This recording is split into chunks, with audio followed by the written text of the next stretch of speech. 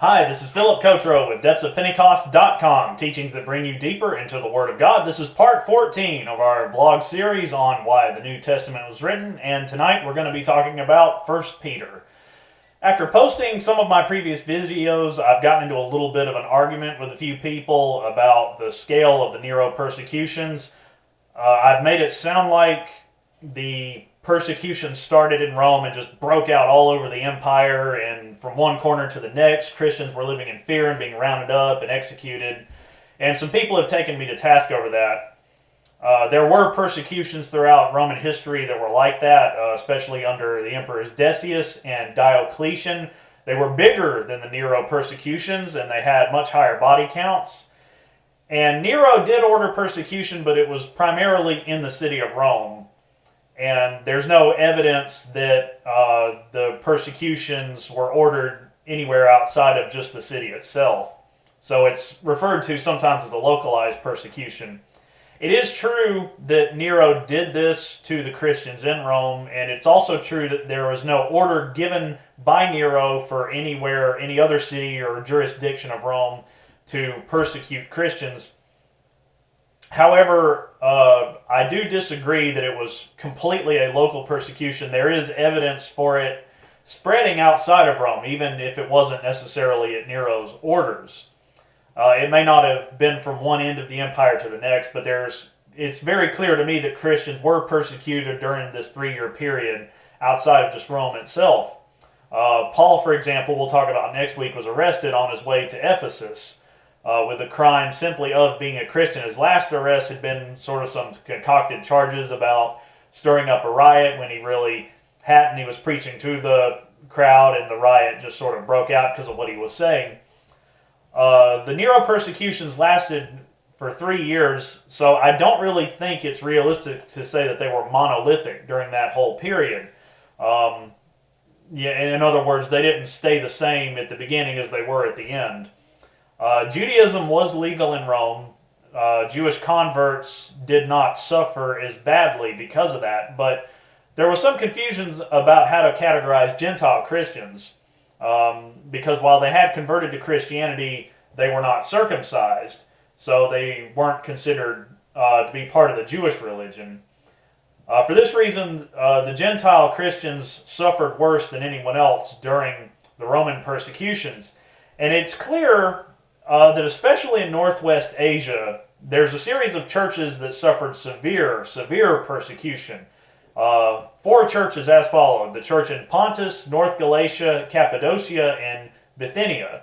These were primarily Gentile areas and had primarily Gentile populations within the churches. The terrible persecution came from local governments. However, I would say it's a safe bet that they were probably influenced by Nero's actions against Christians in Rome, even if he didn't directly order them to do so. Same problem that the Gentile Jews were having in Rome, that they were leaving Christianity and going back to Judaism. Many of the Gentile Christians in these churches were leaving Christianity because of this. The persecution got so terrible. But an even bigger problem than that arose is that eventually the Christians, for the first time in their history, started to ask the question, why are we taking this lying down? Why are we letting ourselves be stepped on and persecuted and rounded up and executed and letting these atrocities befall us? So for the very first time in Northwest Asia, in these 4 churches, Christians begin to take up arms. They decide now is the time to lead a rebellion against our local governments. This is reflective of the entire mood and environment of Rome at the time. Nero is badly mismanaging the Roman Empire.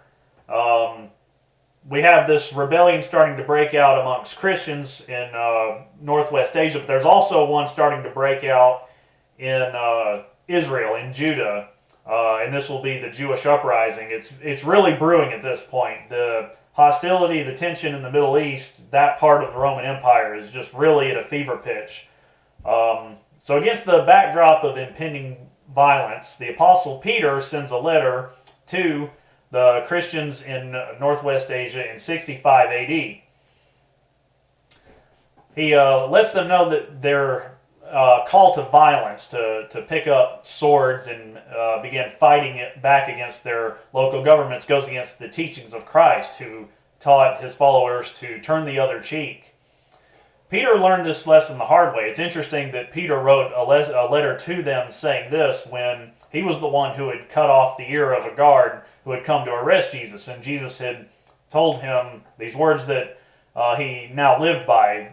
He who lives by the sword shall die by the sword.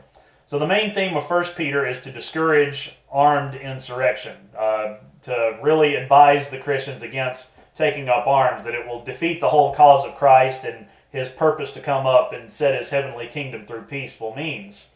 It also warns them not to go back into their pagan lifestyles.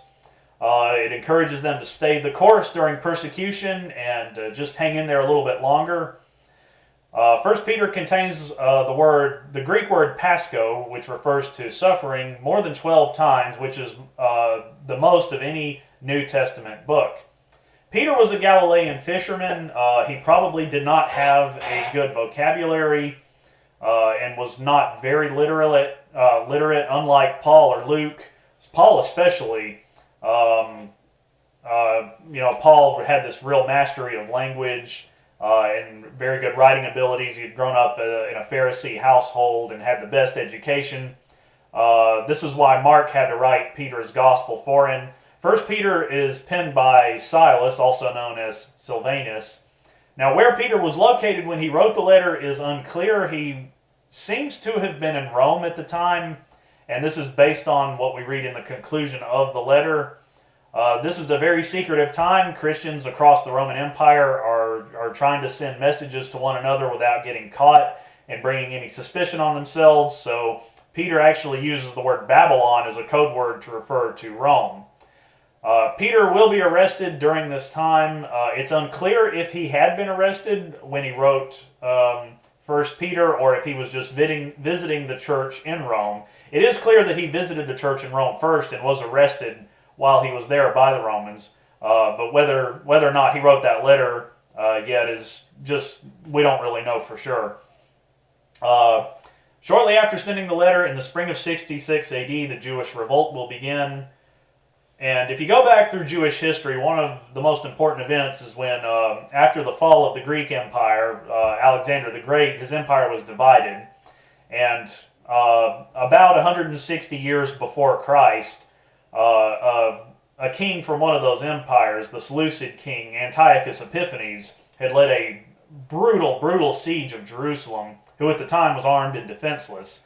And had conquered the city and desecrated the temple and declared himself to be God, and had tried to ban and burn and destroy all copies of the Torah. So this was one of the largest and most powerful armies in the world, and the Jews had fought back under the leadership of Judas Maccabeus. He had led a revolt totally against all odds, somehow with prayer and God on their side. They had managed to defeat the Seleucid king and his forces, and they retreated from the city. And the Jews were so excited about that, and they rededicated the temple and re-cleansed it. And from there you have the yearly celebration of Hanukkah, which commemorates the rededication of the temple, and it's a time for the Jews to reflect upon their endurance as a nation and as a people over the years. So with this in mind, the Jewish revolt against Rome, they probably, they've been celebrating this, and they've had this as a proud part of their cultural heritage for about 160, 200 years, and they probably hoped that this rebellion would go the same way.